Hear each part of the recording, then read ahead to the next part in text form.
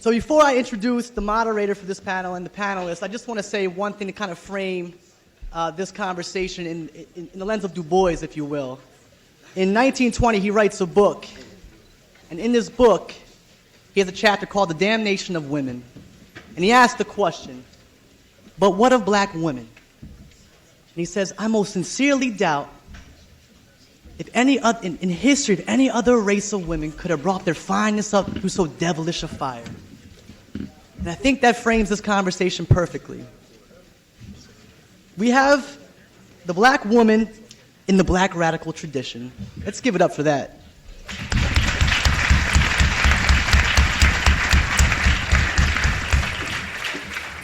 Our panelists will be Pam Africa, Catherine Summers, Margaret Stevens, and we also have with us here Pamela Whitney Williams, who will be replacing Angela Davis. She will be speaking later on at this evening's assembly. So I just want to make that clear. At the 7:30 assembly, Angela will be speaking there. Moderating this panel will be Iman Sultan.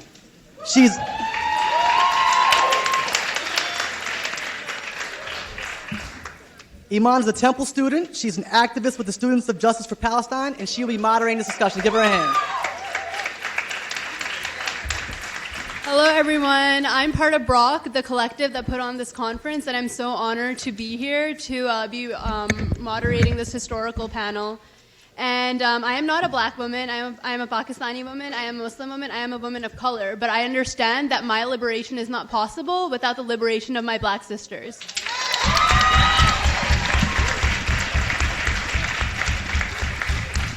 Without black women, the black radical tradition would not exist, because it was the resistance of black women that enabled black communities and the black family to exist. And without black women, movements would lose the momentum they need to be successful, because many black women like Ella Baker were responsible for behind-the-scenes organizing that made the movement what it is today and what it was before. And without black women, the unity of a people would not be there. It would be completely undermined.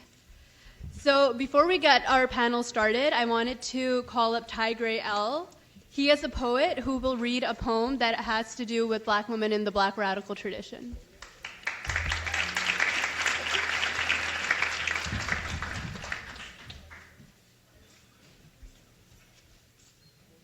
If we are to reclaim our future, every black man here needs to find out how they can make a black woman smile.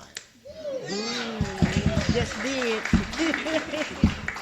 But do you know how strong you have to be to make a black woman smile? Do you have any idea what an accomplishment that is? Because she has borne the weight of this country on her back for 400 years. She's been carrying the load of America in her belly since its infancy. She has suffered the agony of unassisted, husbandless child rearing since the 1600s. Have you any idea how much strength it takes to put a smile on her face?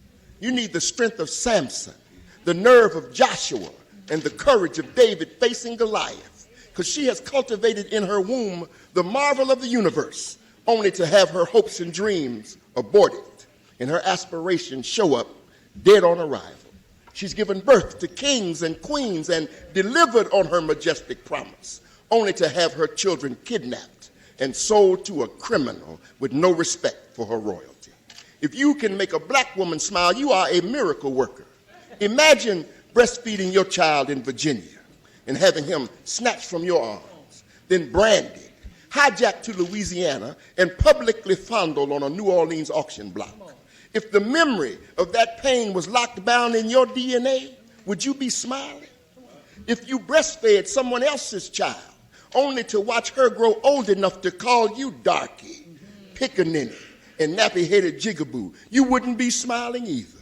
If you can make a black woman smile, you have done something. If you can make her smile, you are stronger than Atlas, because God knows she has been. She's been raped, ravaged, and scorned, and nearly annihilated. She's been pimped, pummeled, and stoned, and deliberately depreciated. She has cooked and cleaned and sewn and never been compensated. She's been forced to watch the offspring of her loins mangled and maligned across centuries. Her character has been continuously smeared assassinated over and over and over, again and again and again. You ever thought about how strong you have to be just to be a black woman? She's had to make brick without straw after being stripped of all her customs, all her culture, and all her traditions. No other woman in the history of the civilized world has gone through what she's gone through. No other being on this planet has endured what she has endured. She's been chastised, criticized, demonized, and terrorized. She's had to stand when her man was bullwhipped for trying to stand. She's had to stand when her man was castrated for trying to stand. She's had to stand when her man was hung by his neck for trying to stand. She's had to carry her man, because every time he tried to carry himself, he was murdered for trying to do so. Ask Betty Shabazz about Malcolm. Ask Coretta Scott King about Martin. Ask Emmett Till's mother. Ask Medgar Evers' wife. If you can make a black woman smile, you have achieved something. Since 1619, when we came in chains, the entire world's been messing with her brain, disrespecting her, calling her out of her name. And she's tired, just plain Fannie Lou Hamer tired. Tired of being called B words and H words and N words and other words and everything except the child of God that she is. But there is one thing in this world that will make a black woman smile, and that's her man, a real man. If you're doing what you're supposed to do, she'll smile. She'll smile regularly and gladly. So man up, my brother, man up. Make your woman smile. Treat her like the queen that she is. She deserves it. She deserves it. And recognize this. In all of God's creation, there is nothing more alluring, more appealing, or attractive. There's nothing more beautiful. There's nothing more charming, more charismatic, or captivating. There's nothing more delightful. There's nothing more elegant or exquisite. There's nothing more fascinating, nothing more gorgeous. There's nothing more inspiring, more intoxicating, or invigorating. There is nothing more magnificent, nothing more lovely than a black woman's smile.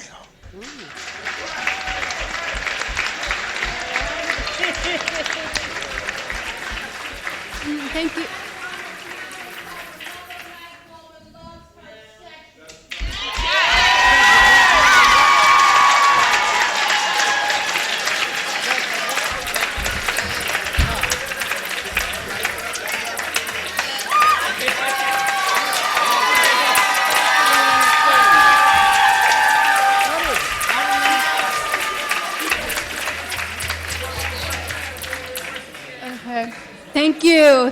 Thank you, Tiger L, for that fantastic poem. Oh, yeah. So I would like to introduce our panelists before they speak. So Pamela Whitney Williams is the senior pastor of the Ark of Refuge Tabernacle, Church, a radically inclusive Christian fellowship church in Philadelphia, Pennsylvania. Kat Summers is a senior at Temple University, involved with different organizations around the city, including the Party for Socialism and Liberation and Black Radical Organizing Collective. As a writer, she hopes to reach out to her audiences with her own experiences and telling the stories of others. Margaret Stevens is an associate professor of history and director of Urban Issues Institute at Essex County College. She is an anti-war activist, and she runs 2 transformative programs in the city of Newark. And Pam Africa is the chairwoman of International Concern.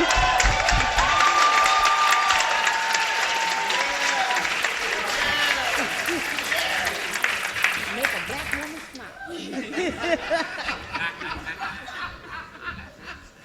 She is the chairwoman of International Concern Family and Friends of Mumia Abu Jamal, an international movement that seeks for his release. She is an activist and a freedom fighter and a member of the MOVE family. So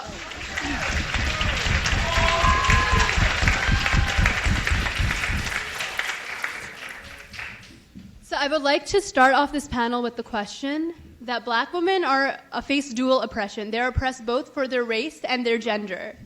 And they both survive and resist society's treatment of them. What are the unique ways in which black women resist, and what do you think others can learn from that? So I think we can start. We can start with Pastor Pam as the first respondent. Oh, Pam. Oh, that's not fair.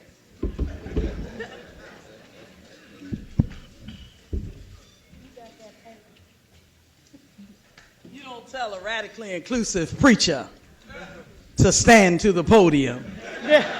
That's just not a good thing. To my brothers and my dear sisters I am surrounded by, I am so unworthy to stand in the place of Angela Davis, but I am so proud to accept the challenge of speaking about black women and why we must be radical in our inclusivity. What will I do as a woman? First, I will recognize that I am a black woman. I will recognize, in my case, that I am an unapologetic lesbian preacher.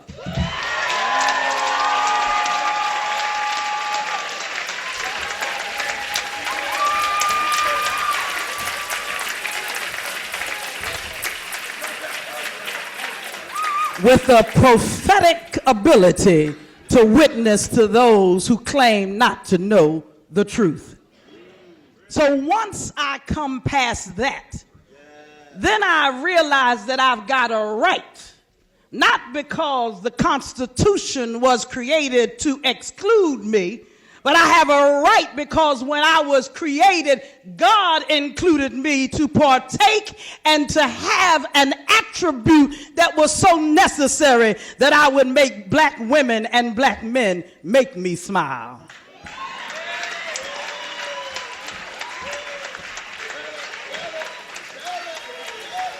So what must I do? The first thing I must do is I must fight not only for the womanist in me, but I must fight for everybody who came out of my loins. Because if you were born on this God-given earth, then you were born of a woman. And if we look in the annals of time and really look to relative to what the theologians and the historians and the archaeologists have developed and figured out, you were born from the loins of a black woman.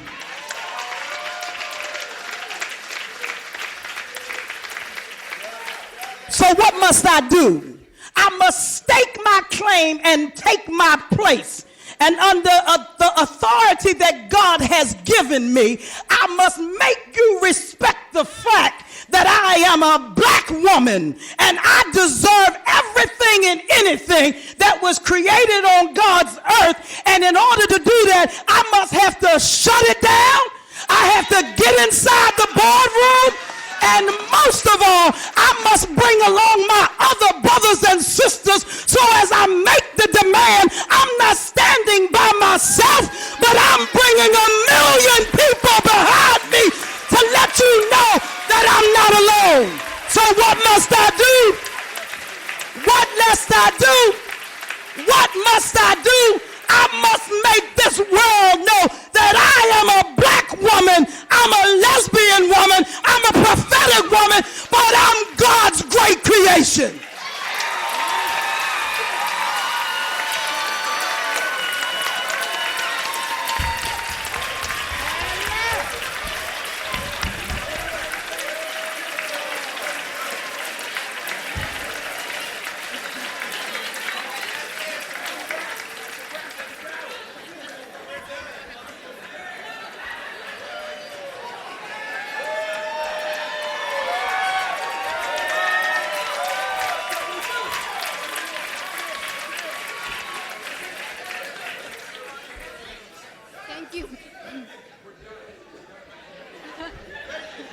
No, we're not done yet. But thank you so much, Pastor Pam, for that amazing opening.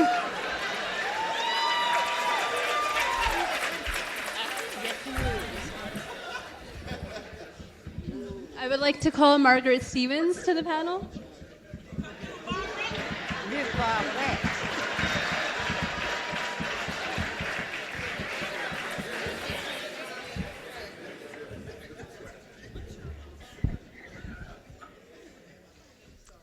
I'll come at it from a slightly different angle.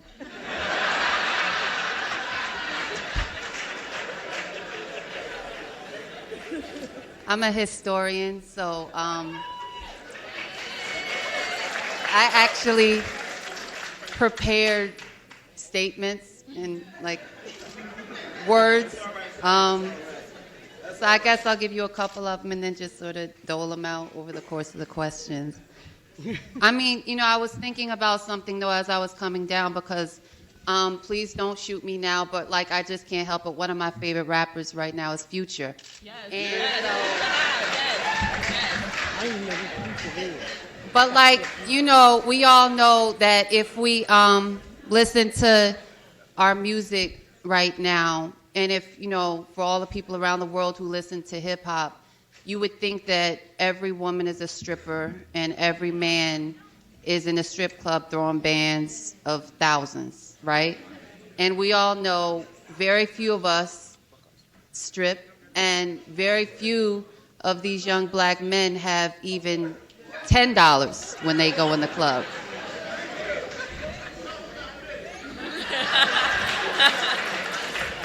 It's not a judgment, it's just an observation. But this is real. This is real. It really is a moment of crisis right now. So the question is, how do we get here? We have a black male president with a black wife, and that means a lot, and it meant a lot to a lot of us, and it meant a lot to my friends and family in 2008. But, we have to speak to the reality now of, of like people like my best friend who just had to bury her 19-year-old son a couple of months ago. And I guess I'll deal with the immediate and then at another point deal with what I really wanted to talk about. But when we think about the prison industrial complex, what we don't think about is who answers the phone when young men get that time to make a phone call, right? We don't think about who pays for all those phone bills, who scrapes up the money every month to pay those phone bills when they make those few calls, because they mainly don't call their friends because they know they won't pick up. They mainly call girlfriends or mothers or grandmothers, right? So much of what I want to talk about is about the political economy, not just of racism, but the political economy of the black radical tradition. Because I think that that's underlying what the sort of opening comments were about who cooks, who cleans. But we have to really dissect that if we want to be intelligent, A, and if B, we don't want to repeat those same mistakes. Because that really ultimately should be what this is about, right? Not just gathering to theorize, but to test what we're talking about. So, coming back to my girlfriend, she had to figure out how to scrape up the money to pay for him to get buried because she wanted him buried with dignity. She wanted him to wear a suit. She wanted him to be buried in the best funeral home in the city because I'm from Newark and we're ghetto fabulous. And if your son does get killed, he will get buried in the best funeral home in the city, whether you have the money or not. But the point is that, because he was affiliated with the Bloods, his people weren't there. They helped scrape up a couple dollars, but that's not the part that they played in his life and death. Not the practical, concrete aspect of how to pick up the pieces and make sure that he's buried with dignity with a gravestone that has his name on it, right? And so when you start chipping, when that becomes your lens of how you look at the civil rights movement, the Civil War, Reconstruction, the past 30 years, the past 500 years, the past 7,500 years of class oppression, on top of the past 500 years of racist capitalist oppression. Then you're talking about, 7,000 years of super exploitation of women. And when you're talking about black women, you're talking about like digging something up, and when you dig and then you pull up, right? And then you finally get to the bottom and you pull up, that's how you see everything above it. And that's what conversations like this allow us to do. So I want us to keep that in mind, and I'm not going to say much more right now because these are just opening comments, but I'm hoping to speak a little bit more about the two major factors that I believe are Achilles' heels to not only, the black revolutionary and radical tradition in the fight against racism, but more broadly in the fight against capitalism and imperialism and oppression over the past over 100 years, and that's really the fact that we leave ourselves constantly open to cult of personality worship and individualism. All of us, every single one of our movements have been plagued by cult of personality worship and individualism. Not that it's bad that we want to free the Scottsboro boys in 1931 when they're going to get hanged, but because when our slogan becomes free the Scottsboro boys, not only do we forget that their mothers were the ones speaking for them when they were in prison, but we were really talking about freeing the black working class in the U.S. and around the world from the fight against colonialism and racism. That's what we were talking about, but our slogan became Free the Scottsboro 9. So just, I wanted to outline that those are the key factors that I'll be looking at as I talk about women in the black radical tradition. Thank you.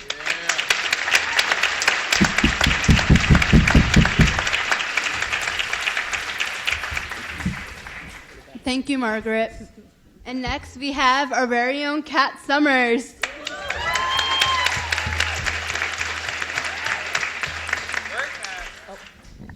Sorry, I'm kind of short, tall, whatever. Okay, so if everybody that knows me knows that I'm not really a talker, I'm more of like behind the scenes, and I talk really fast. So if I go a little fast, just tell me slow down, okay? Because I'm from Philly, so it's like that. Okay, so I just wanted to give you guys a little background on me and how I put my place into the black radical tradition. So I was always aware of the black radical tradition, but I was never like embraced in it. I was living in Northeast Philadelphia for most of my 23 years of living, and attending Girls High and living there, I had a lot of respectability politics instilled in me. So it was a little bit different for me. So I didn't really find my place in it until I attended Community College of Philadelphia, and I took a class in black literature. So the first piece we dissected was The Souls of Black Folk by W.E.B. Du Bois. And that's when I learned about the veil, and then from there I started reading everything. And then it wasn't until I met Kashar, my best friend, who is like my sister now, and attended one of Dr. Montero's lectures, was when I really realized and started getting into black women and black literature. And I knew I wanted to write then. So then I started reading anything I could get my hands on, and working in like the service industry and retail as well, I started noticing the amount of violence put on me as a black woman. So I was a server. So basically, what I always used to joke about is kind of still the same thing. Serving is like stripping with like clothes on, because you have to put a certain face on and have a veil on to certain people to get your tips. Yeah, and you have to make your money some way. And it's kind of like sad we have to do that because I'm a woman. I shouldn't have to do anything. I'm a human being just like you. Why can't you treat me with the same amount of respect as you would a man? My phone. So with that, I've noticed even when working with retail, it's the same thing. People will tell you, and walking down the street of Philly, we get sexual harassed every single day. I don't want to smile for you. I don't have to. You're not my dad. Leave me alone. Like, I'm really just tired of it. It's like it's a constant thing inside of my life every day. So I have violence going to and from school and coming to work every day. And I'm just trying to make money so I can have a little money for me to finish my college education so I can get out of Temple. and we all know what goes down here as well. So as a writer, I started, when I was reading some more of the stuff, I was starting to reading Toni Morrison, Alice Walker, and I was reading the stuff, and I'm like, this sounds very familiar. Like, it's still happening to me today, and this had, like, started happening when I was reading a situation like Beloved and The Color Purple. This was in slavery time. Why are we going through the same stories that we have today? That doesn't make any sense. So we're supposed to be such a progressive country. So as a writer, I feel like the black women's experiences are never told and heard only by each other. No one hears our stories, and the only people that can relate to black women is other black women. So it's, even through oppression and slavery and the characters in the stories, we still are oppressed in the same way as we were then. All right. I want my writing and art to be used as a tool of change. While still telling these stories, we can reach out to the oppressed people, other oppressed people, because black women, to me, may be and are the most oppressed people on this planet. So while others are reading our stories, they can relate to something, have something to rely on to tell people so they can be heard, because sometimes you feel alone and you don't have anybody to talk to. So when you read these books, or if you see art or music or dance, you have something to relate to, and you can have something to grab onto at night. So these creations, like I said, with art or dancing is what speaks to us. And that's why I feel like needs to be changed. We need to create and tell our stories to other people so we can be heard as well. Thank you.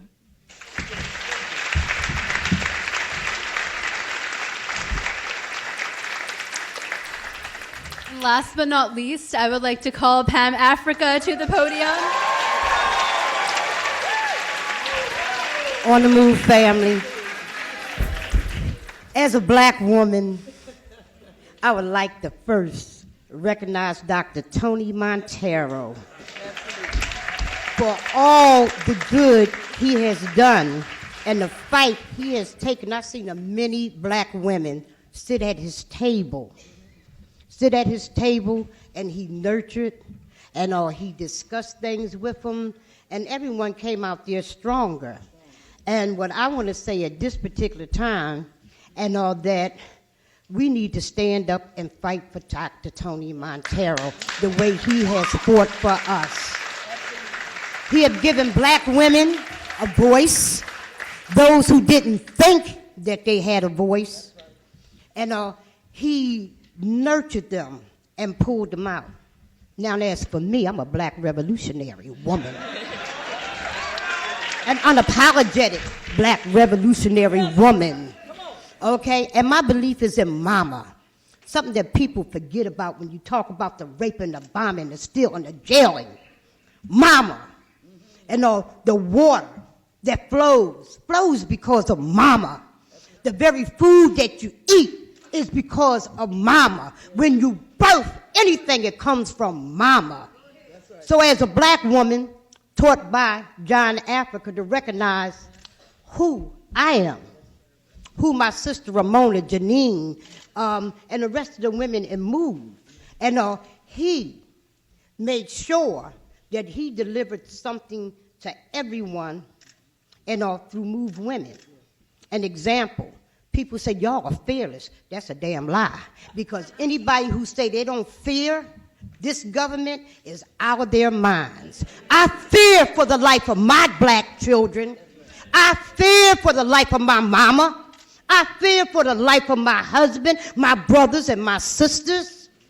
I fear. But I turn that fear, John Africa taught us to turn that fear into fight. We have been bombed. We have been locked up, beat up, thrown in jail, thrown out of jail. I've had my head split, leg broke, and my sister Ramona, a bomb dropped on her. My sister Janine Africa. I'm talking about black women. Black women who refuse to bow down, suck up, kiss up, and we understand. John Africa didn't put us up front to put the men in the back. They're not. We were put up front to show women the power that we possess. And when we believe that we can fight this government tooth and nail, it was the belief of Mama who showed us that we can bring Mumia off of death row. When a lot of people were saying that Mumia will never leave death row. He will die there. But we were told that he will come out of there, and we believe that. And I'm saying in believing that, we made a whole lot of other people believe it too. I'm saying, the strength that women possess, John Africa gave us the understanding and not to sit here. I don't want to be called the queen. I'm a warrior woman. That's what I am. I'm a proud warrior woman. We were sent here to bring out the strength in women and to show this government, man, when you mess with a woman, what they say, a woman scorn, hey, Look at the tornadoes, the hurricanes. What do they call them? They named each and every last one of them after a woman. This government, this corporate murderers that, try to destroy all of life that we birthed. That's what we're fighting. And we're fighting it not only for women, we're fighting it for our brothers, our husbands, our loved ones. So I'm saying, again, I am a proud black woman, a revolutionary woman, and I know one thing. I know where power is, and I know where the hell it's not. And it's not in this government. They give us an illusion of power because of these If they think, they want us to think we have no power. But look, we're here. We're here despite the beatings, the maimings, and the killings. We made it, and we'll continue to do it. I'm saying, and bring forth the strength of other women and to teach you how to love each other. Love your brothers, love your husbands, love each other. I'm saying without love, you don't have a damn thing. This government want to separate us through categories. We will not be separated through categories. They do not be separated through categories when it comes to beating, maiming, killing, and locking us the hell up. They do not make differences when it comes to poisoning the Atlantic Ocean, the Pacific Ocean. They do not make categories when they bomb, poison the entire earth. They don't make categories. We do. They divide us by millions of things. But we got one enemy. That's corporate America. The mayor ain't nothing but a pawn for big business. The DAs, the judges, the same. This is what John Africa taught us. And I'm saying the strength that we possess and the attraction that we have to other sisters and brothers who have that same thing, this motherfucking system is down. Long live mama.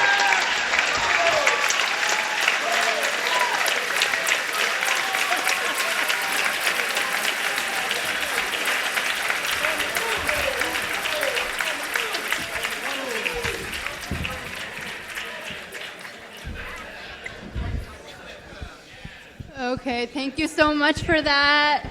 The legendary Pam Africa. All ain't ready.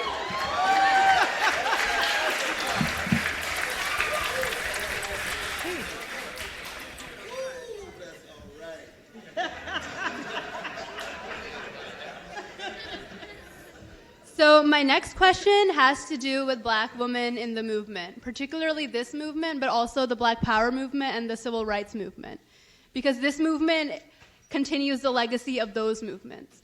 So Elaine Brown, the chairman of the Black Panther Party, and Huey P. Newton's right-hand woman, left the Black Panther Party after one of her sisters, Regina Davis, who ran the school in Oakland, was mistreated. So my question is that today black women are key organizers of the Black Lives Matter movement, just like they have been organizers of previous movements. How can we use the movement to combat misogyny and racism against black women, no matter where it's coming from?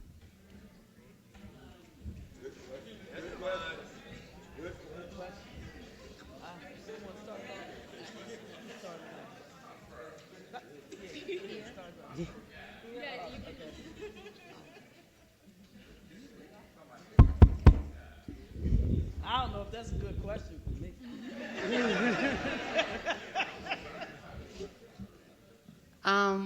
Well, first of all, you have to problematize what you mean when you say the black woman. And that's part of the problem. In the 1930s, I was looking at, for one of my research projects when I was coming up and in school, I focused on the international communist movement in the Caribbean between World War I and II. And I looked at all these organizations in Haiti, Jamaica, Cuba, Puerto Rico, and how they related with black radicals in New York City. And so one of the really important formative figures who isn't spoken about enough is a man named W.A. Domingo.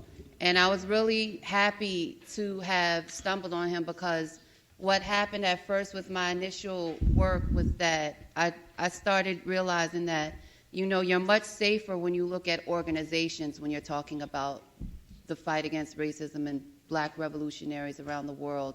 Because when you look at organizations, you look at in real time how the change happened. It saves you from the great men hypothesis. It saves you from the idea of these great men who are removed somehow from the real grunt work.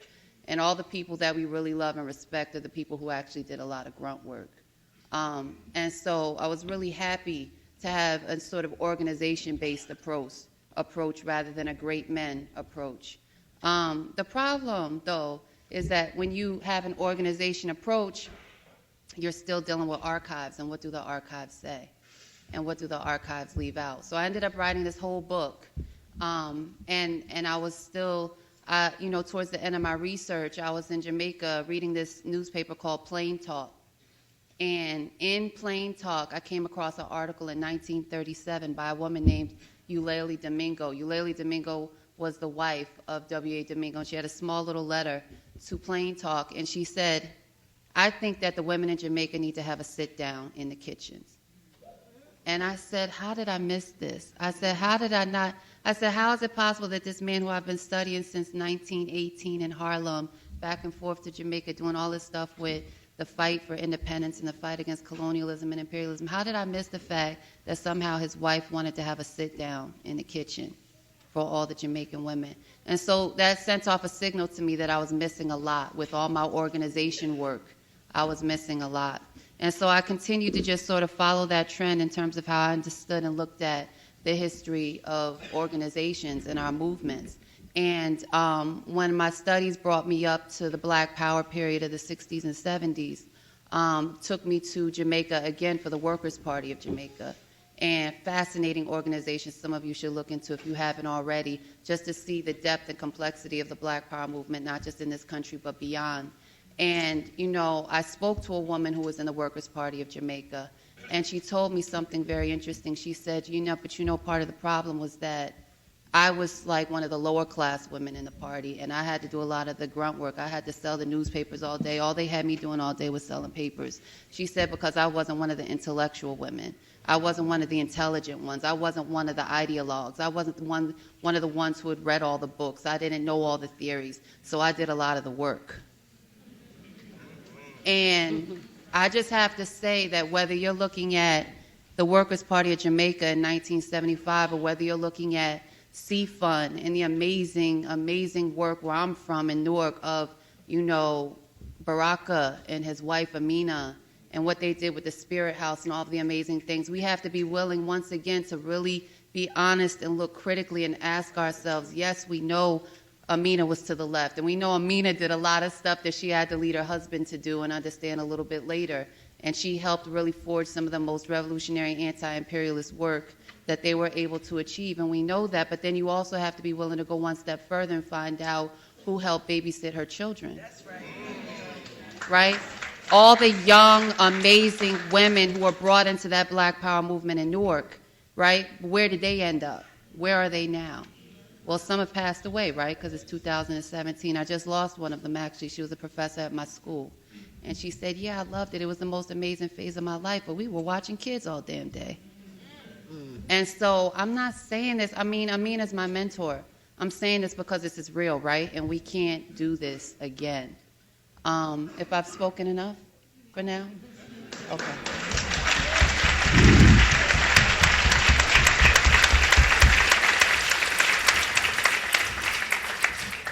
Let me first preface my comment.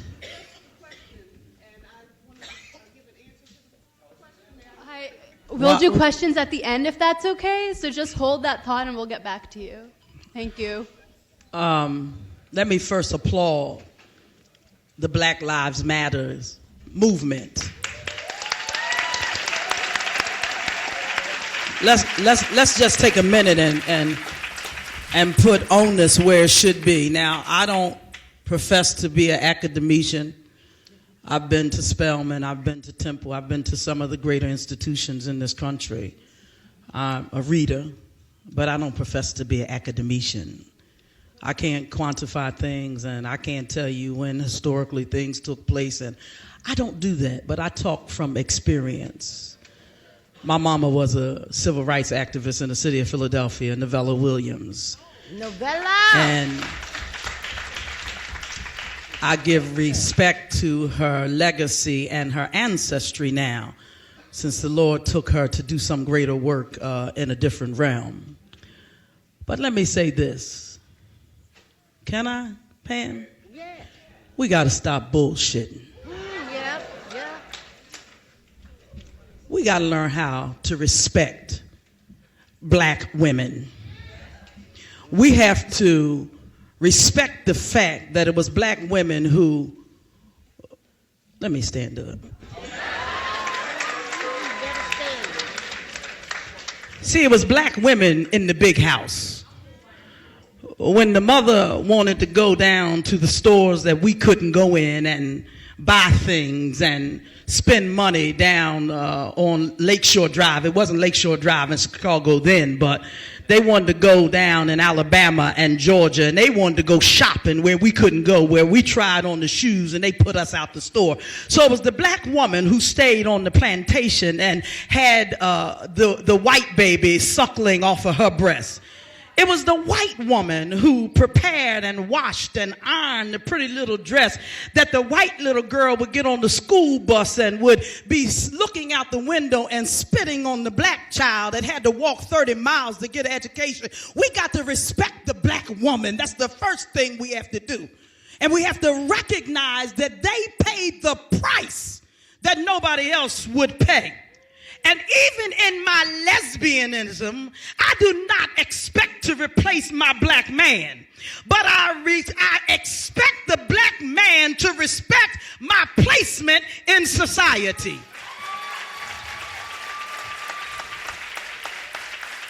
So the one thing we must do, and that's all of us, and excuse me if you offended white folks, I'm not sorry.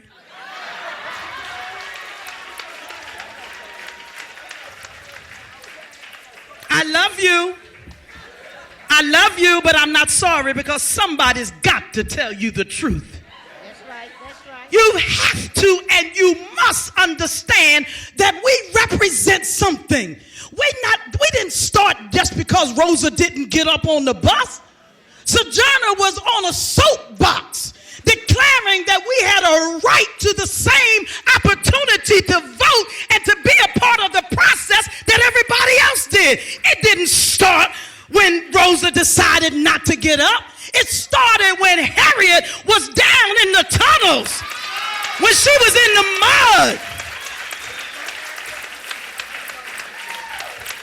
It started in the tombs in Egypt. That's where it starts. So the first thing we got to do to understand the movement and our placement in the movement is respect the fact that I'm a black woman and I got power. That's right. Not only have I been able to get admitted to Harvard and Yale, not only did I graduate first in my class at Spelman, not only am I the greater population of students at Howard University, not only am I a student at Temple University getting ready to go into one of the greatest law schools in the country, but I am a black woman who suffered, who stayed the case. Come on, somebody got to hear what I'm saying. In this movement, you have to appreciate that I was the one who not only ironed the suit, but I slipped little notes in Martin's pocket to say, Martin, touch on this when you preach the sermon tonight. Come on, I know what I'm talking about.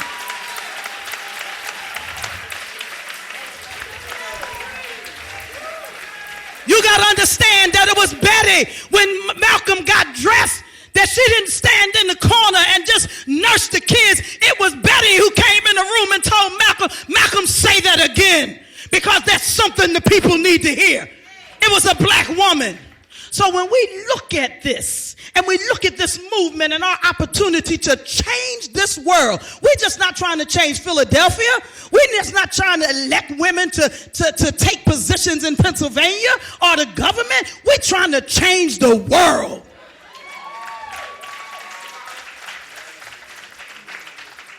So how do we do this? And misogyny, we need you men to respect who we are.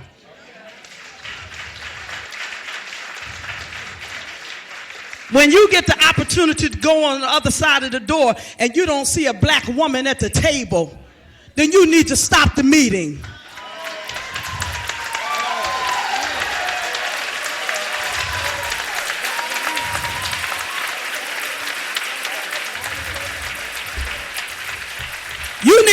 You need to be arrogant enough to stand up when the white guys in their Brooks Brothers suits and their nice ties, and you need to stand up at the table and say, why isn't one of my sisters around the table? When you're on a golf course shooting holes with your buddy and they're making up jokes and criticizing women, you need to stop the game. And you need to say, hold up, I know some fine black women who want to fight alongside of us, who don't mind running the race. The ones that was on the bus, not making chicken sandwiches, but they was on the bus holding up banners saying, we're going to fight till we die. I want some of those women. So what we first have to do is respect one another and respect the women. And racism, y'all know y'all racist. I don't have to tell y'all that. I see it all day on Facebook and Instagram and Twitter. I see it right now with the militia in Oregon. That's racist. If they can send the National Guard, just give me a minute, y'all, because y'all done started this. If they can send the National Guard into Baltimore City for some Black Lives Matter protesters who are having a peaceful demonstration, they didn't start burning stuff down till you sent the National Guard into the city to antagonize them. And the thing about it is, they were in their own neighborhood, on their own streets, where they pay taxes.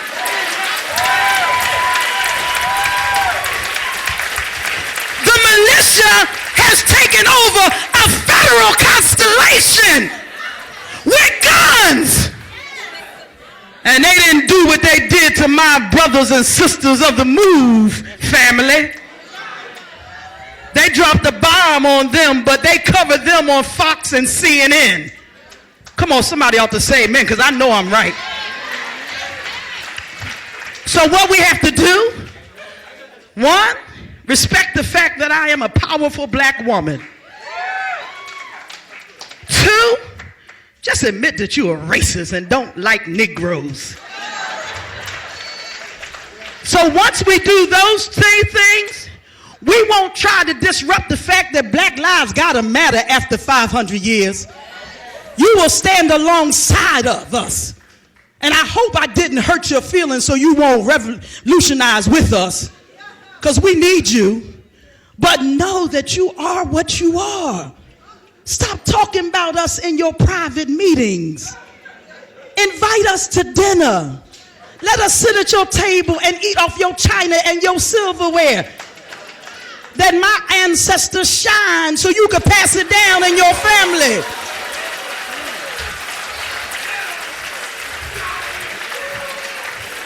So then when the movement comes and we say Black Lives Matter, you don't interject that all lives matter, because we ain't talking about all lives. We're talking about the black lives that you have forgotten, the black lives that you have allowed not to come to your institutions, the black lives that you have not allowed to break into the silver lining of corporate America. We're talking about the black lives that you don't educate. We're talking about the black lives that you have forgotten about, that you kill in our streets. We're talking about the black lives that you inundate with drugs and in the discomfort of survival. We're talking about the black lives that matter. So don't dumb it down and water it down. Power to the people.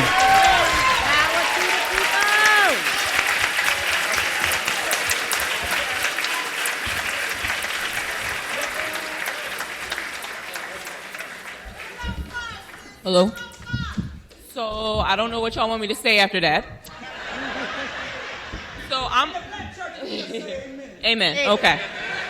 So I come from a different kind of perspective because we're in a younger generation, and a lot of the movement stuff is on social media. So there's a lot of fraudulence on there as well, with a lot of stuff going on. You got men claiming to be a part of, like, saying they're feminists and other things like that, but then trying to slide in your DMs and saying something else different. Also, it's a lot of violence on Twitter as well and Facebook against black women as well. And another thing that's, like, really prominent is, like, when you say you support women, I'm talking about you saying you're supporting women.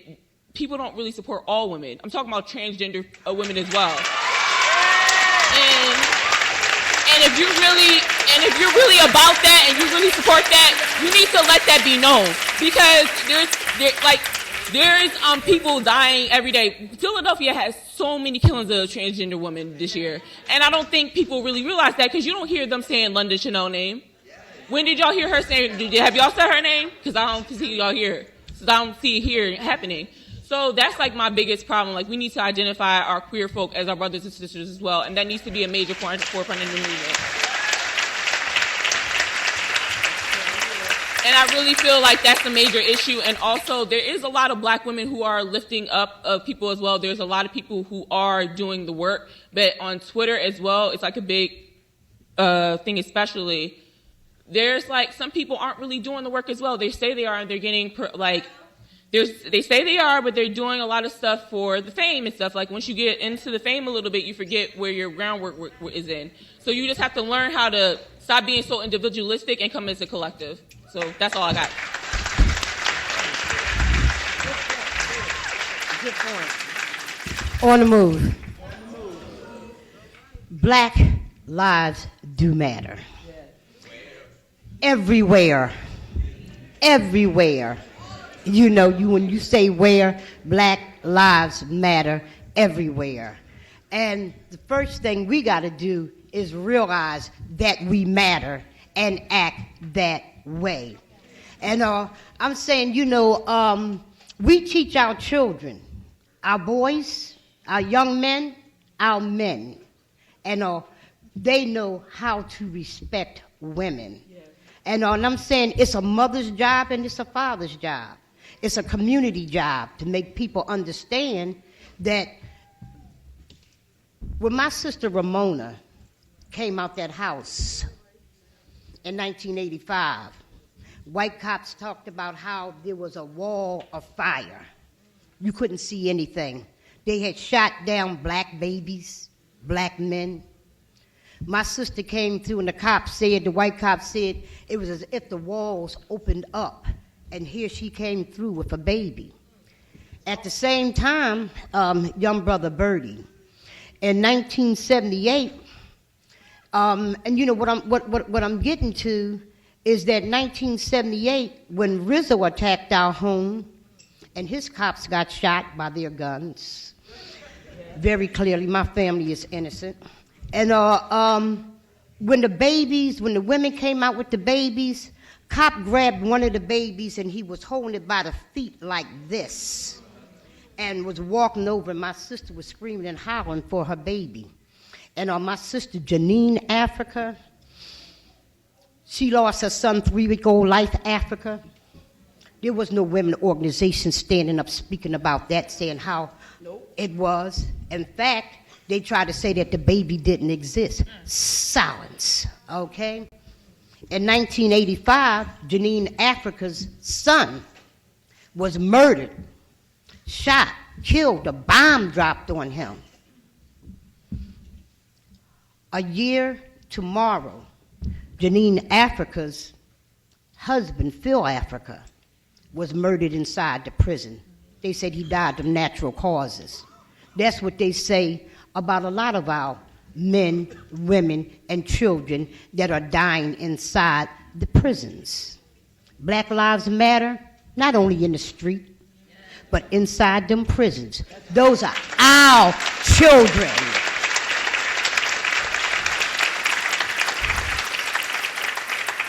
When Black Lives Matter, when we got into dealing with Mumia, with hepatitis C, we found out that over 10,000 people inside the prison, majority black, has hepatitis C. And if anybody know anybody who died with hepatitis C, it attacks the liver, and it attacks the entire body. And in order for you to get this cure for hepatitis C, you got to be damn near dead. Evidence, okay? Seth Hayes is a political prisoner in upstate New York. Black man, Black Lives Matter, okay? His hepatitis C had gone so bad that he was damn near dead. They then gave him the cure. It cured the hepatitis C, but he's dying in the prison now because they didn't do it in time. Black Lives Matter, y'all. White folks, black folks, people of color folks. Why doesn't it matter to you? Why doesn't it matter to you? You got to understand this. When you bypass the problem that happened with one, and it's something that corporate America did to kill black folks, something corporate America did in order to tear at the hearts of mothers and fathers, you stand by and like it's nothing we can do because you think these motherfuckers are powerful. They're not. We have power, black women, black men, people that we haven't unleashed because we think these motherfuckers is powerful. They're not. They're not. None of them is powerful. Not a one of them. They do some things to lead us to think that they're powerful, but once you have the understanding that there's a power far more powerful than them, that power that comes from mama that beats the heart, that makes you breathe, make you go to the bathroom. That's power. These motherfuckers is trying to stop that. They poison the air. They poison the water. They poison the soil. Have us tripping out, going to Whole Foods, going to a scene like you getting some mama's healthy food. Tell me, mama put grapes with seeds in it, okay? Black Lives Matter. How come we ain't fighting at these supermarkets about the stuff that we're putting inside our bodies? I'm saying we got to check ourselves. Reverend Wright said Thursday night, we got to check ourselves. When we say something matters, we got to take it all the way across the board. I'm saying our children are dying inside these hospitals at an overwhelming rate. But do we go up there and turn them motherfuckers out? Excuse me, because I'm there. Do we go inside them supermarkets and demand watermelon with seeds, the red, black, and green? Excuse me, sister, please sit down, because we're... Okay, thank you. Oh. Hold on, sis. Let me say this, sis. You know, just let her pass. Let her pass. Let her pass. You know. Thank you. Let her pass. Thank you. Thank you. Thank you. Okay. Thank you. So, you know, sometimes you just don't pay to, you know. But thank you for the information. Okay?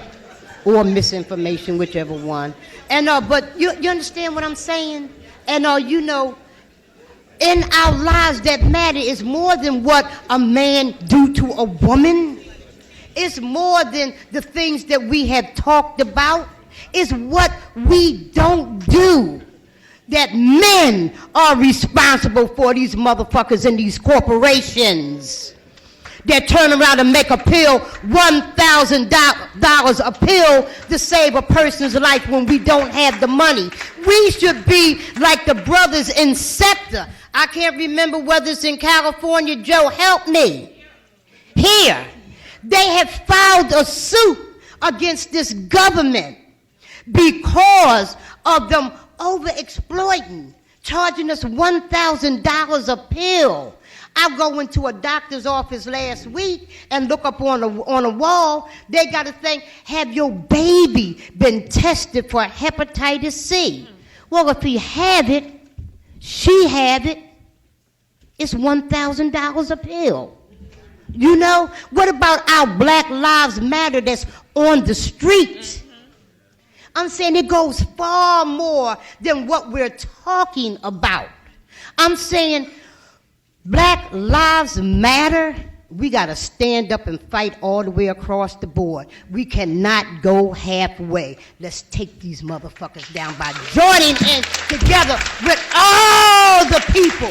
It's going to take every last one of us while we get ourselves together and understand the power that we possess. You want to move?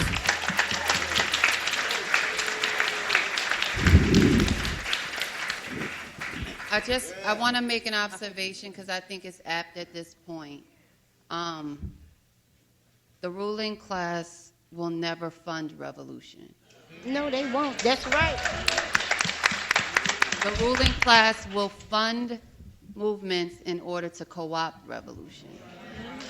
That's what it's done, and that's what it will continue to do. So don't think Black Lives Matter can't get co-opted. They have. Let's be very clear. Be very clear about what happens when the money starts coming in. I don't care if it comes from the Ford Foundation or Jay-Z. Exactly. Yeah.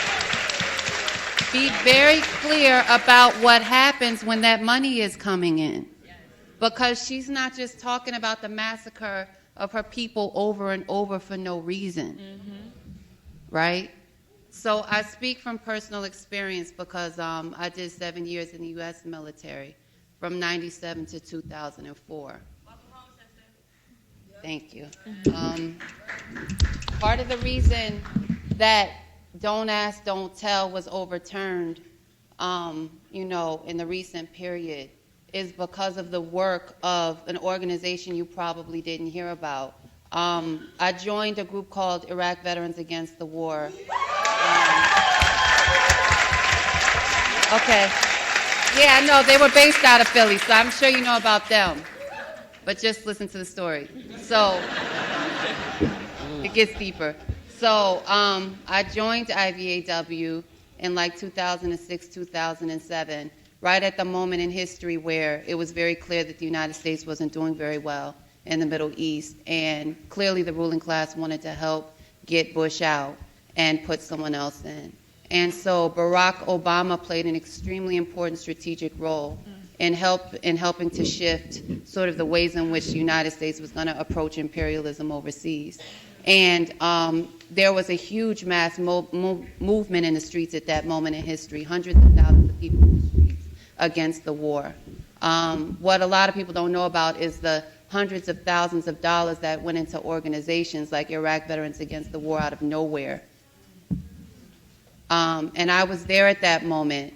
What happened at that moment is that when we were in IVAW, we were having a very sharp struggle over what direction our movement should go in. And as President Obama was running for office, this is 2008, things are getting really sharp politically in our organization. Are we going to stand against imperialism, or are we going to stand against the particular invasion of Iraq that Bush initiated? Because if you ever pay close attention to the news, Obama, as he was running, constantly talked about Afghanistan as if that was a better approach.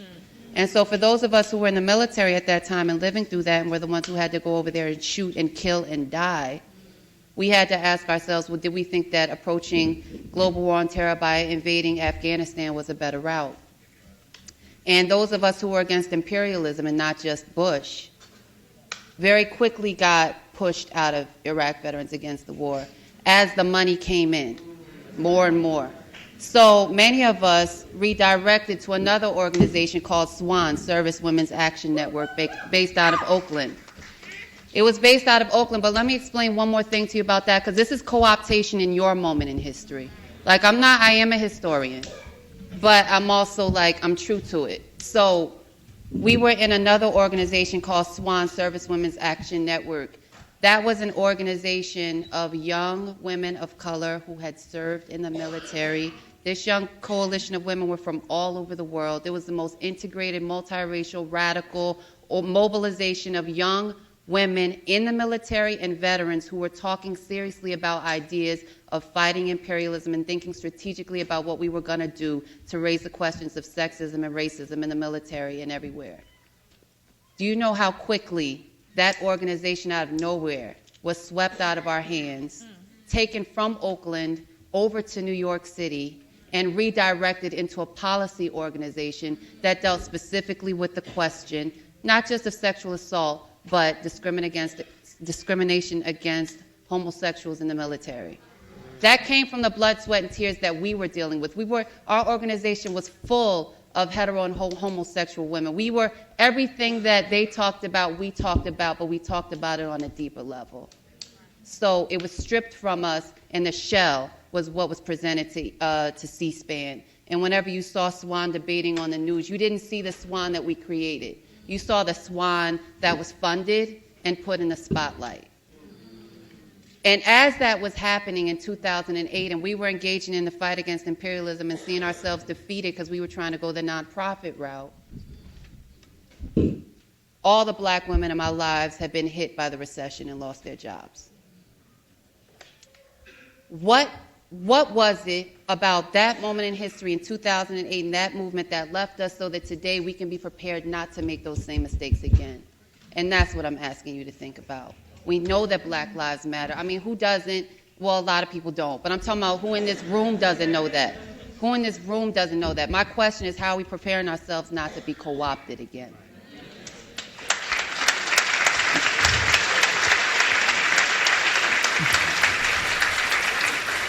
Brother Tony, stand up for one moment, because I work in the spirit and I operate in the spirit. Stand up.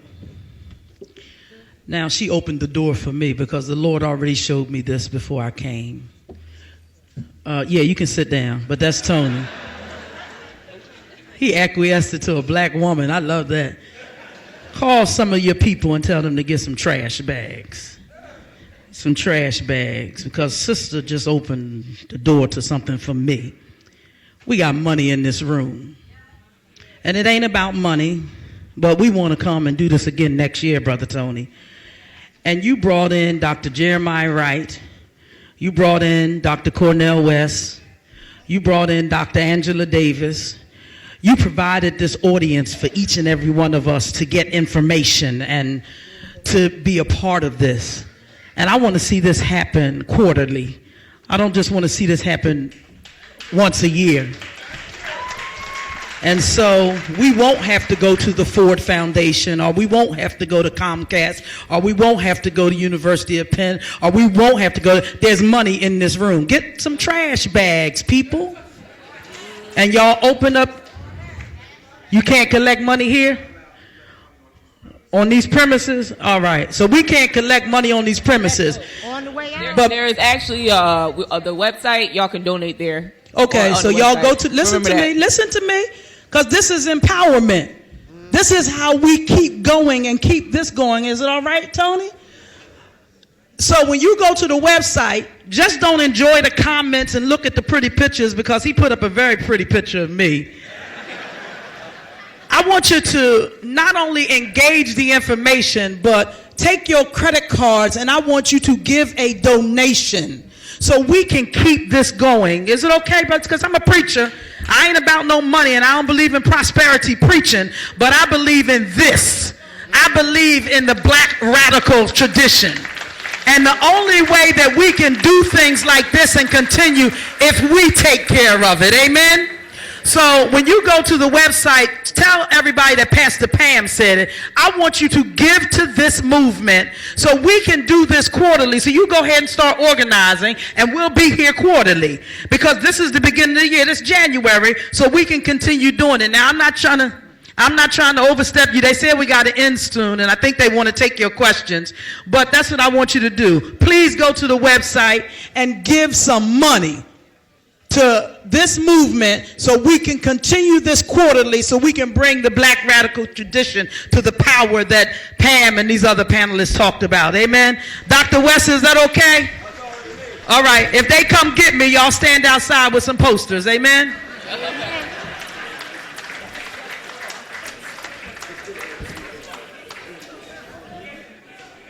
And say my name. Say my name till they change the law. Say my name till they shut it down. Say my name till they shut it down.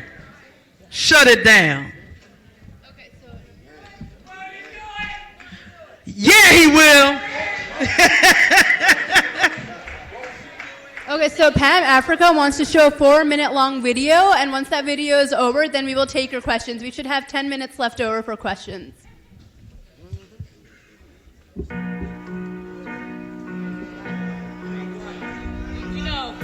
We know about the lights, y'all. We know. Yep, I got it.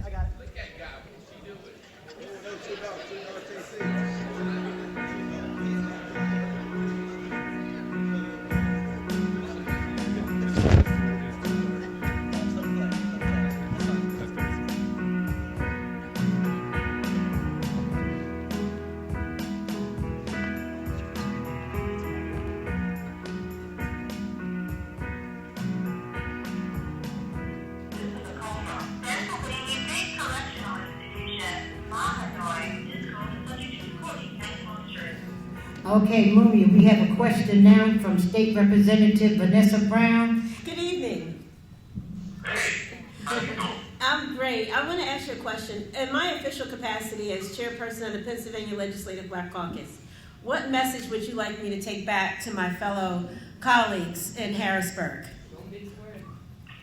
met with some of your colleagues. It was many years ago. I was on death row, Green, and they asked me a similar question. You know what I told them? I said, ask yourself, what would Dave Richards do? I wanted to come here today to let you know that some of us are not afraid. That even though we may be elected, we'll say what's on our mind. But we must understand that we're freedom fighters first. And then all the other things come next. And this is an issue that is important to the Legislative Black Caucus because those 10,000 prisoners look like and are represented by us. I'm a black man first, and then a state representative. I don't confuse the two. To send prisoners home without adequate treatment, to me, is an act of terrorism.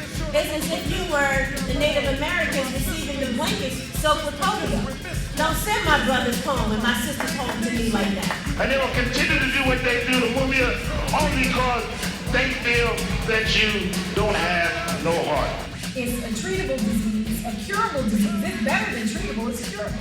There are people in a cell somewhere in Pennsylvania who have no family, who have no support, who are maybe sitting there with the same skin condition, the same anemia, the same diabetes, and who are suffering. It's really cruel and unusual punishment. And we can help them while we save Mumia. Freedom ain't gonna never be free unless we take it. There's too many of us sitting around thinking that it's gonna come to us on some damn silver platter. We are in court right now to try to force the Department of Corrections to give him this drug, which has a 90 to 95% cure rate for people with hepatitis C. And if we don't stand for them, we already know the representatives that claim them in the districts where they are will never stand on this issue. It's critically important that people fill the courtroom December 18th out in Scranton, Pennsylvania, where we will be given the opportunity to present our case orally to the judge. If we continue to look at the people who are behind the bars as just prisoners and not as human beings, then it's easy for us to trample over their rights. There's a danger because you can develop complications any day. So how long are we going to wait? A week? A month? A year? No. Everyone should get it now.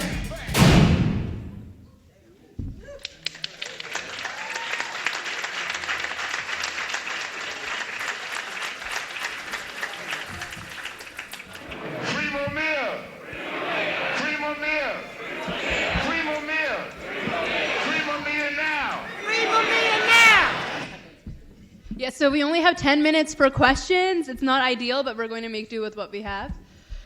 So whoever has questions for the panelists, please raise your hands. Hello. First, I'd like to thank everyone for the privilege of sharing this space with you today. My name is Rebecca, and I'm a community health nurse here in the city of Philadelphia, and my passion lies in reproductive health and justice. I'm wondering if anyone can speak to the history and culture of systemic violence that plagues the soil in which we sow our seeds of life. I'm talking about reproductive autonomy, childbirth, outcomes in maternal infant health, early childhood development, and the right to breastfeed our children. How can we support the work of healers in protecting and caring for the spiritual, physical, and emotional well-being of our future? Thank you.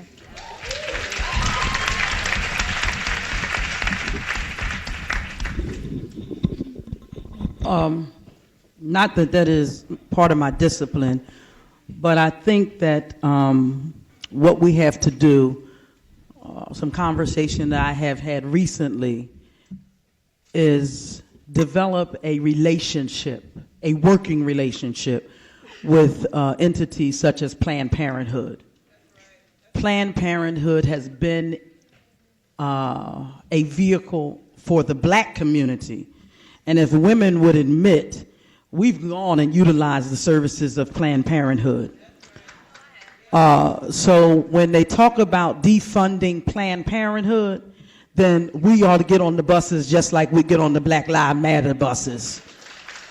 So one way I feel Planned Parenthood just doesn't give black women the opportunity to come in and abort babies.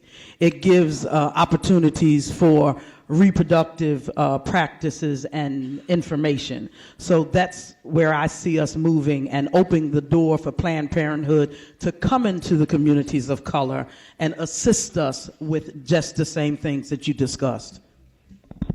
Okay, so we're going to try to take 3 or 4 questions at the same time so everyone is able to ask a question. Can I answer That's that fine, I one, just didn't too? want to interrupt you.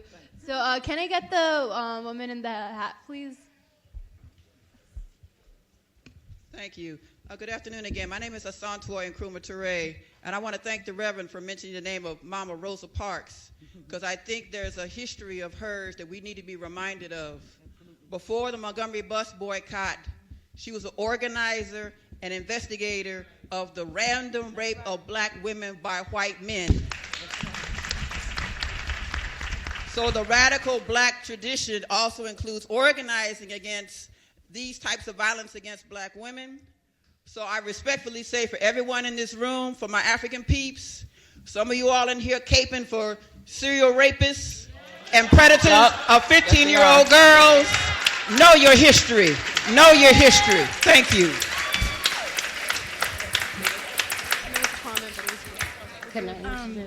So, to second that, thank you very much. Thank you. To second that, and thank you very much. There is a tradition, a black radical tradition with black women, and I have to say, as an educator, I'm upset that we didn't hear the name Sandra Bland. We didn't hear the name Marissa Alexander. We didn't hear the name Renisha McBride. We didn't hear the name Daniel Holtzclaw, who stalked and abused and raped, at least 12 women. Okay, he was a white cop, 12 black women. And the sexual violence towards black women, that has a tradition, there is a tradition of radicalizing against it. And I also want, when we watched that video on Mumia, that's great, but why didn't we see a video about the black women imprisoned who give birth to their babies with handcuffs? Okay, yes, we need to talk, we need to establish and talk about the history that's there. Pam Africa, I love you. Thank you so much for that. But I really worry that for the younger folks wanting to know how to situate what's going on right now into it. So we need to hear those names and how to put those names into that tradition. Thank you. Well, sister, I thank you for bringing up those names because you can't think of everything. I talked about 4 black women, showed you a black woman there that was dealing with the prisons. 10,000 black men, women, and children, was in there. But thank you for bringing that up, the other names. And All I can say is thank you for bringing it up, those names as well.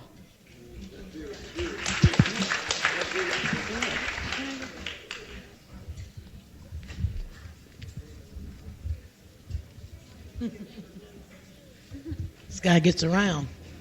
Good afternoon, panelists. My question is, as a teacher, not a professor, I'm not a academia, though I graduated from Temple University, got a little internet radio show, but Monday through Friday, I'm a high school English teacher.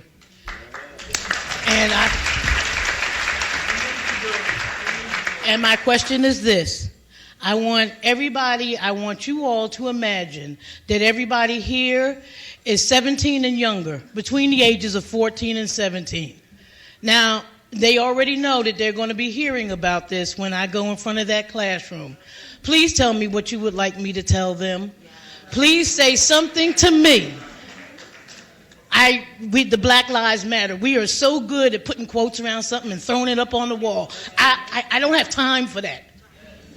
I don't have time. What I have time for is to teach. And what I want to teach them is that I want them to feel it in their soul, that their lives matter. Please, tell me something that I could take back to that classroom on Monday and they will listen to me. I'm getting a little older, but I'm looking more and more like grandma every single day. So they listen, and it's not even a matter of if you want to, but you will. But I need for somebody, okay, because with everything that is happening right now in these elections, I understand all of that, and I got the acronyms. I got the quotes. Okay, I'm 58 years old. I was at the March on Washington when I was 5 years old. I need something more than that. I need for you all and everybody here, when we say Black Lives Matter, there are public school kids who say, are you kidding me? You can't even agree on a budget, but my life matters? You can't even... You tax people who are dying of cancer, and you tax the cigarettes? Are you serious? Really? That's what we're doing? Is that? I'm not going to preach anymore. I want you all to tell me what it is that I can say that we could move forward so that my girls, my African girls, when they graduate, they will already know that their lives matter. No. When they walk down there, my life matters. And you can see it in their face. Thank you so much, and thank you for your time. So to talk about that, my mother is a teacher as well in the Philadelphia School District. Shout out to her. I don't know if she's here. She was supposed to be. I don't know. But so I understand she's been teaching in the Philadelphia School District for over 30 years. So all I can say, you got to tell them the truth. Like, that's the best you can do. Like, it's like you can do so many things, but you have to tell them the truth. And that's what you have to instill that in it. No matter if it reaches only one or two people, at least it reaches somebody and they'll know that you did that. So I think that there's something very basic and profound that we can tap into with the babies that a lot of us can't keep up with, but we can tap into it, which is their dancing. Because I go on YouTube and there are like 2 million likes or views for like kids in front of the projects, in front of whatever random town or wherever, that have all watched and know that dance. And I think that sometimes we miss some of the most basic pulses of how to reach. I mean, we might just have to speak over some dances. Like, we might just have to preach while they're dancing and let them dance while we're saying what we're saying. Because I don't know if you pay attention. I do this youth mayor dance competition every year with the city of Newark with Mayor Baraka. And so these kids get up on stage. I can get more young people into the Mary Birch Theater in my community college by having a dance competition than I can any other way. But if you pay attention to the music that they're dancing to these days, it is all gunshots. Half their dance moves are like, like the dance moves are amazing. The skills and the technique and the precision is like Michael Jackson, like they learned from him. But when you look at the substance of what they have absorbed into their music, it is the war zones that they live in. And they have turned bullet shots into dance moves. But if we can't figure out how to tap into that and get them to listen to us by listening to that, how can we expect them to listen to us? Can we just get one more question? The girl in the blue shirt. Okay, when she asks, I'll answer. When she...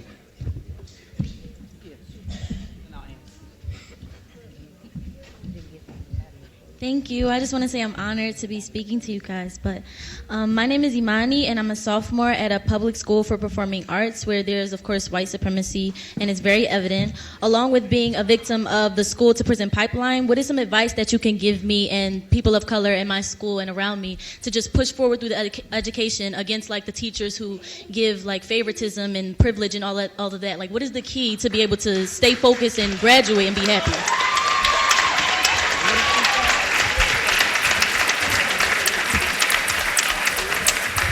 Thank you. You just made my answer easy. To my teacher, when you go back to your classroom, the message I would like for you to give these young people is that someone cares. And tell them that all is not lost. Tell them that on January 9th, 2016, that the Black Radical Tradition convened a conference. And we're putting things together, and we're here to fight for them. Tell your other classmates and your other scholars in your school that even though this community stood by and allowed this government to close 37 public schools in the inner city, that we're here. Tell them that Pastor Pam said that I'm going to protest and I'm going to shut this city down if they don't adequately fund the public school system in the city of Philadelphia. And on January 9th, 2016, I had a room full of people at Temple University who said they would go in behind me. So now let's switch from the classroom to the outside. I need you to come out of the strip clubs. I need you to come out of the tap rooms. Get off the bar stool. I need you to get out of the barbershop with getting your fade tightened up. I need you to come out of the Dominican beauty shops from getting your weave sewed in. I need you to get out of the nail salon from getting your full set gels put on your nails. And I need you at the SRC. I need you at City Hall because our children are dying. Our children are miseducated. I need you to show up.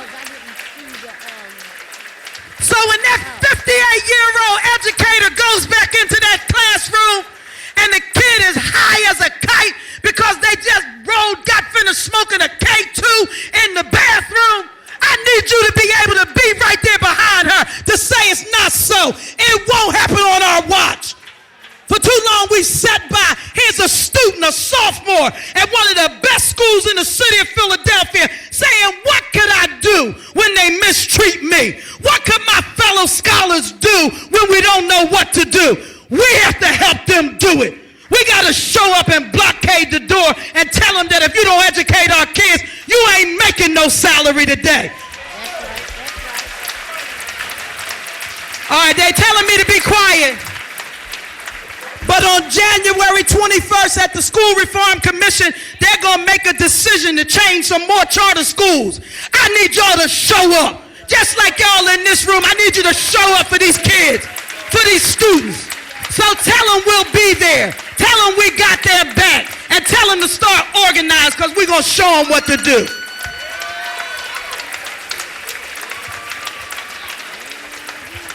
Okay, so we have gone 5 minutes overtime, but I would like to thank the panelists. I would like to thank everyone for coming out.